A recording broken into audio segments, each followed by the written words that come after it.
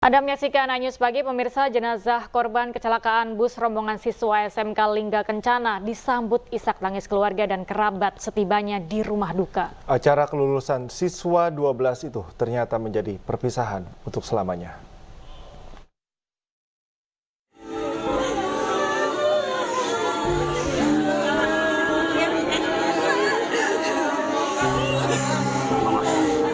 Isak tangis keluarga dan kerabat pecah saat jenazah Mahesa Putra, siswa SMK Lingga Kencana tiba di rumah duka Depok, Jawa Barat pada Minggu pagi. Korban merupakan anak pertama di keluarganya yang dikenal baik dan bertanggung jawab.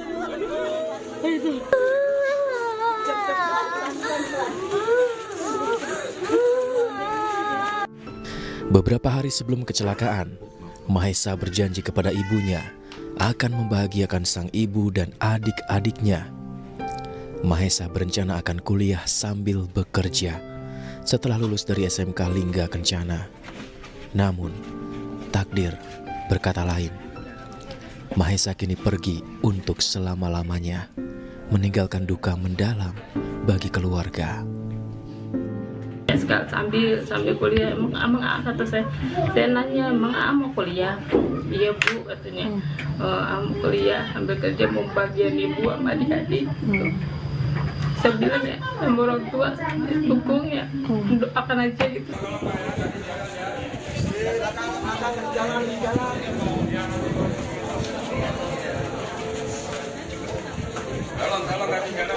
Isak tangis juga mengiringi kedatangan jenazah korban kecelakaan maut bus rombongan siswa SMK Lingga Kencana lainnya. Jenazah disemayamkan di rumah duka, kemudian disolatkan.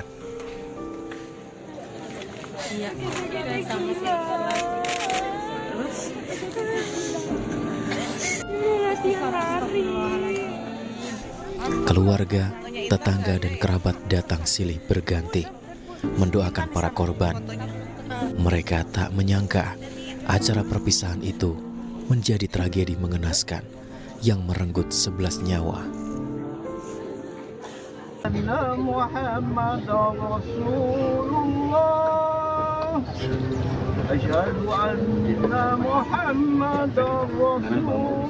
Dua jenazah atas nama Suprayogi yang merupakan seorang guru dan Intan Fauziah, siswi SMK Lingga Kencana, dikebumikan di TPU Islam Parung Bingung.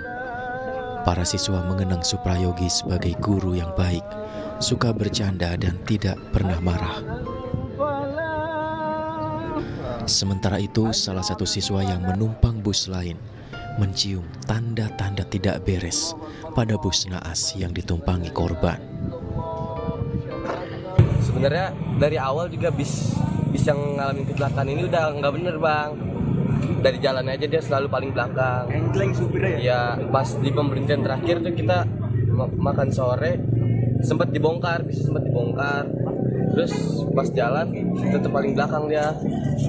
Terus pas kita sampai tempat oleh-oleh dapat kabar kalau dia mengalami remblong kecelakaan. Total ada 6 jenazah korban kecelakaan yang dimakamkan di TPU Islam Parung Bingung. Dari Depok, Jawa Barat, Yung Rizky, iNews melaporkan. Pemirsa, polisi menggelar olah TKP kecelakaan maut bus pariwisata di Subang, Jawa Barat yang menewaskan 11 orang. Ya, dari hasil olah TKP, polisi tidak menemukan adanya jejak rem dari bus tersebut.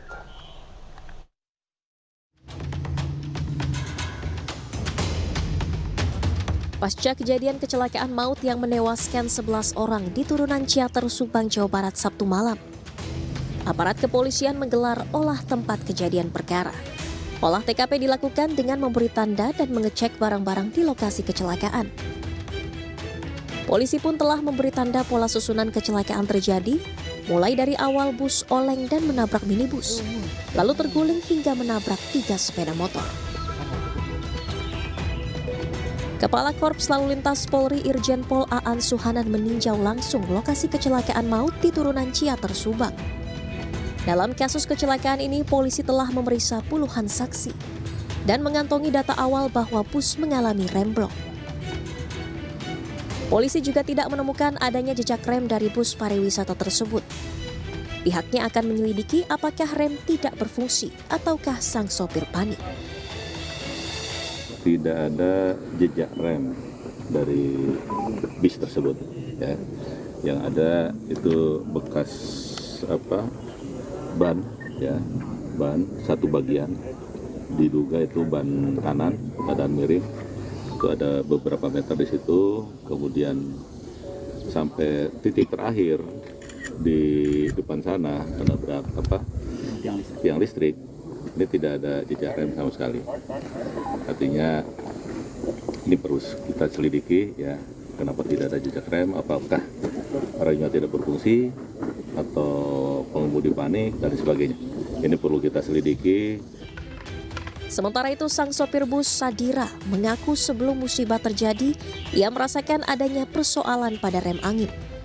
Ia pun mengaku sempat memperbaiki kondisi rem bersama seorang mekanik saat istirahat makan sore di rumah makan. Namun karena kondisi rem dinyatakan bagus oleh mekanik, ia kembali melanjutkan perjalanan. Iya, pada saat, waduh, ini rem kok tinggal merah gitu. Ya, ini saya mau masuk gigi itu kan susah. Kalau sudah ada angin habis, itu masuk gigi pun susah. Saya udah mulai pertama ngerem aja, saya udah mulai mencari penyelamat gitu. Jalur yang buat jurang itu yang suka nanjak tuh, sudah mulai mencari itu, tapi tidak ada dari situ. Ya terpaksa lah, saya terusin. Mau ngerem pun udah gak bisa ngerem. Rem sampai kaki meleset ke atas tuh udah gak bisa ngerem lagi. Dalam kasus kecelakaan maut ini, polisi menyebut jika tersangka bisa lebih dari satu orang.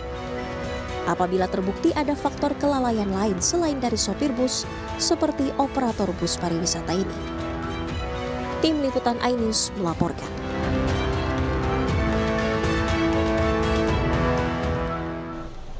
Sementara itu, Komite Nasional Keselamatan Transportasi (KNKT) menyoroti sistem pengereman dari bus PO Putra Fajar yang mengalami kecelakaan di Jalan Raya Ciater, Subang. Dalam inspeksi didapati adanya perubahan spesifikasi dari bus biasa menjadi bus high-deck.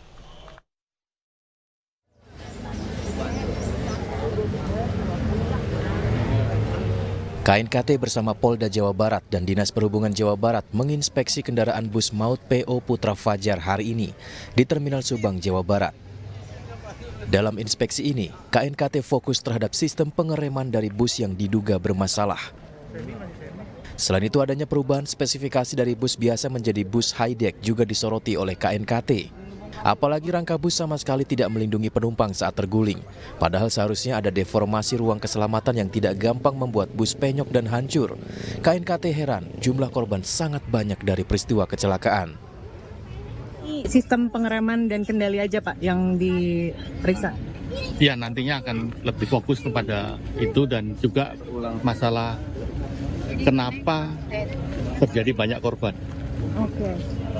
Salah satunya sabuk pengaman terpasang apa tidak. Oke. Nah, terus perubahan-perubahan ini pengaruhnya terhadap stabilitas itu apa. Terus juga masalah rangka bis, harusnya kan rangka bis ini kalau kebalik dia harus melindungi manusia yang di dalamnya. Tapi kita lihat sendiri kan dia penyok deformasinya, ruang keselamatan atau survival space-nya menjadi berkurang, menjadi kritis, sehingga mungkin ada penumpang yang kegencet atau yang tidak terlindungi lagi oleh strukturnya bis itu. Data dari inspeksi ini akan dikalibrasi dengan data lainnya seperti wawancara dengan sopir dan temuan lainnya di lapangan untuk memastikan penyebab peristiwa kecelakaan. Dari Subang, Jawa Barat, Rudi Setiawan, iNews melaporkan. Pemirsa, galangan kapal milik pimpinan Pondok Pesantren Al Zaitun, Panji Gumilang yang disegel oleh Pemkab Indramayu sejak 20 Juli 2023 kini menjadi polemik. Penyegelan galangan kapal milik Panji Gumilang di Desa Eretan Kulon, Kecamatan Kandang Haur, telah berlangsung selama 10 tahun. Penyebabnya, galangan kapal dinilai belum memiliki izin dari Pemkab Indramayu. Penyegelan ini disesalkan sebab kapal pimpinan Pondok Pesantren Al Zaitun dapat turut membantu pemerintah dalam mengatasi kemiskinan maupun kelaparan. Hasil tangkapan ikan santri juga dinilai akan dapat membantu pertumbuhan ekonomi, khususnya di Indramayu. Satu TKP galangan kapal ya, di mana seperti teman-teman lihat di sini kegiatan-kegiatan yayasan yaitu Pak Panji Gumilang untuk memberikan makan santri-santri melalui melayar dan mengambil ikan di laut, teman-teman ya. Jadi Pemirsa, kloter pertama jemaah haji Indonesia dari embarkasi Pondok Gede Jakarta telah tiba di Madinah, Arab Saudi. Ya, penyambutan rombongan jemaah haji berlangsung meriah.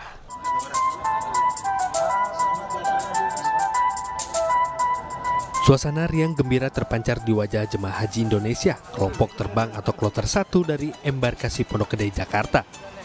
Kedatangan kloter 1 di Hotel Abraj Tabah disambut meriah oleh pihak Masyari selaku penyedia layanan haji serta petugas penyelenggaraan ibadah haji Arab Saudi daerah kerja Madinah. Saat memasuki hotel, jemaah langsung diberi bingkisan serta disajikan kurma, coklat hingga kopi Arab. Untuk penyambutan sebenarnya seluruh negara mendapatkan sambutan seperti ini, tapi pada khususnya karena kita ini lebih kenal sama Indonesia, lebih tahu dengan adat istiadat orang Indonesia dan alamat tanahnya Indonesia, itu membuat sambutan seperti ini sudah terbiasa, hanya dimulai dari Indonesia. Dan penyambutan ini yang dilakukan oleh Masyarik ya, sambutan orang Madinah dengan cara Madinah. Ya. Tercatat ada 393 jemaah haji, 79 diantaranya jemaah lansia. Berlokasi di kawasan Syamaliyah, Abraj Tabah hanya berjarak 150 meter dari pintu utara Masjid Nabawi. Alhamdulillah jamaah sudah masuk ke kamar masing-masing untuk istirahat dan sekaligus saat kedatangan jamaah haji akan mendapatkan makan selamat datang. Dan setelah ini jamaah haji akan aktivitas selama di Madinah, mungkin nanti siang insya Allah akan sholat di Masjid Nabawi dan ziarah ke makam Nabi. Dijadwalkan jemaah haji gelombang 1 akan tinggal di Madinah selama 9 hari. Setelah itu jemaah akan bertolak menuju ke Makkah untuk menjalani rangkaian ibadah haji. Dari Madinah, Arab Saudi, Suhud Nur Fadli, iNews melaporkan.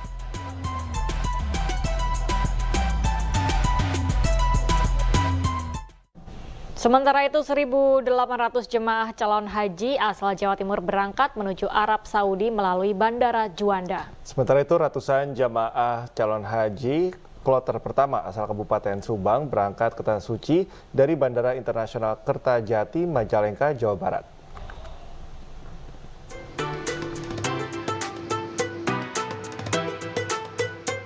...371 jemaah calon haji kloter 3 tiba di Bandara Internasional Juanda guna melakukan perjalanan menuju Jeddah, Arab Saudi untuk melakukan ibadah haji tahun 2024 atau 1445 Hijriah. Salah satu jemaah calon haji asal Bojonegoro mengaku senang bisa berangkat menjalani rukun Islam yang kelima. Pasalnya, dirinya menunggu keberangkatan selama 13 tahun. Ada harapan tertentu apa ke haji ini, Pak? Ya, semoga tahun depan lebih baik lagi dari pelayanan ibadah. Pak Sugiman, ini umur berapa sekarang? 62 tahun. Kemarin nunggu haji berapa tahun? 13 tahun. Ini sendiri atau sama istri? Diketahui pada hari ini, 1.800 jemaah calon haji akan berangkat menuju Jeddah, Arab Saudi untuk melakukan ibadah haji. Mereka dibagi menjadi 5 kloter, 4 kloter dari Kabupaten Bojonegoro, dan 1 kloter dari Kabupaten Lamongan. Sementara itu, 440 jemaah calon haji asal Kabupaten Subang, Jawa Barat, kloter pertama diberangkatkan dari Bandara Internasional Kertajati menggunakan pesawat Saudi Airlines. Sebelumnya pada penerbangan kali ini, untuk pemeriksaan barang bawaan serta imigrasi telah dilakukan di asrama haji pada Minggu pagi. Hal ini guna memudahkan pelayanan ke jemaah calon haji. Memang ada sedikit perubahan terkait pemeriksaan keamanan untuk calon jemaah haji, di mana tahun kemarin kita masih melaksanakannya di Bandara Kertajati, tapi untuk tahun ini pemeriksaan jemaah kita lakukan di asrama haji Indramayu.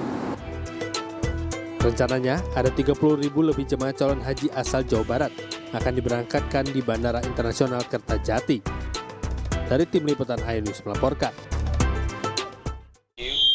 Pemirsa, seorang penarik becak di Asahan, Sumatera Utara tak menyangka dapat menunaikan ibadah haji di tahun ini. Ya, hasil menabung selama belasan tahun akhirnya menghantarkannya ke Tanah Suci Mekah.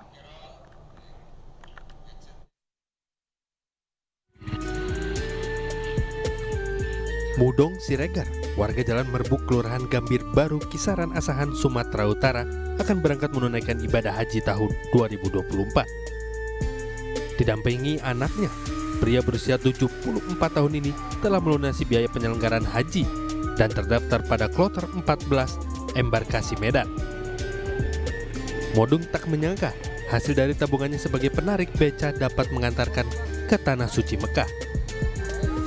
Untuk menunaikan ibadah haji, dirinya mendapat dukungan teman-teman seprofesinya penarik beca bahwa tak ada yang tak mungkin jika sudah berniat. Kami dulu cerita tukang beca sama tukang beca. Bisakah tukang beca naik haji? Jadi salah satu kawanku ada yang baik. Pak, bisa Bapak, tapi nabung benih. Kayak mana caranya? Ada talangan di Bank Syariah Sumut, buka Masjid Raya dulu kantornya. Oh, tapi Bapak kalau ada DP 1 juta, itulah DP itu aku 1 juta dari becak dayung itu, itulah DP ku. Diketahui Modung Siregar masuk keberangkatan gelombang 2 dari Kabupaten Asahan, yaitu pada 27 Mei 2024 mendatang, kloter 14 embarkasi Medan. Dari Asahan, Sumatera Utara, Ulil Amri iNews melaporkan. Kita beralih ke informasi lain, pemirsa. Salah satu perusahaan retail furniture terbesar di Indonesia mengadakan bazar dan lelang selama bulan Mei 2024. Iya, dan harga barang lelangnya pun cukup mencengangkan, yakni mulai dari Rp1.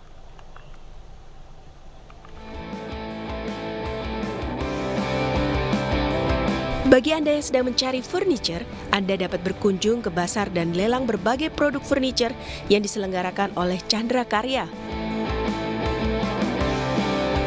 Acara ini diadakan dari tanggal 11 hingga 31 Mei di Gerai Chandra Karya di Grand Cempaka Pramuka, Jakarta Pusat. Di bazar dan lelang furniture ini, pengunjung dapat mengikuti lelang dengan harga penawaran mulai dari Rp1 saja, yang diadakan pada tanggal 11, 12, 18, dan 19 Mei. Acara ini kami mempersembahkan bagi para pelanggan kami yang sudah bertahun-tahun mendukung kami untuk memberikan pelayanan dan memberikan produk-produk branded sofa dan furniture supaya ada kebahagiaan. Apalagi di tengah tahun ini, ya mungkin kita udah banyak yang mungkin habis libur, berpergian, saat ini udah mau coba beres-beresin rumah. Nah, ini saat yang tepat untuk Anda mendapatkan berbagai macam produk dengan harga yang termurah, dengan diskon-diskon yang menarik yang kami berikan selama Bazar Chandra Karya Jilid 16. Bazar dan lelang furniture ini pun mendapat apresiasi positif dari para pengunjung. Mereka bahkan berharap lelang serta bazar seperti ini lebih sering diadakan karena kualitas produk bagus dan harganya terjangkau. Saya ikut semuanya sih, ada meja, saya dapat meja kerja dari harga 4 juta di harga 1,8. Harapannya sering-sering diadakan kayak seperti ini. Oke deh pokoknya, karena harganya murah gitu, kualitasnya oke gitu. Selain bazar dan lelang, di acara ini para pengunjung juga dapat menikmati berbagai diskon, flash sale, dan super clearance sale furniture berkualitas. Dari Jakarta, Rizky Ihwal, iNews melaporkan.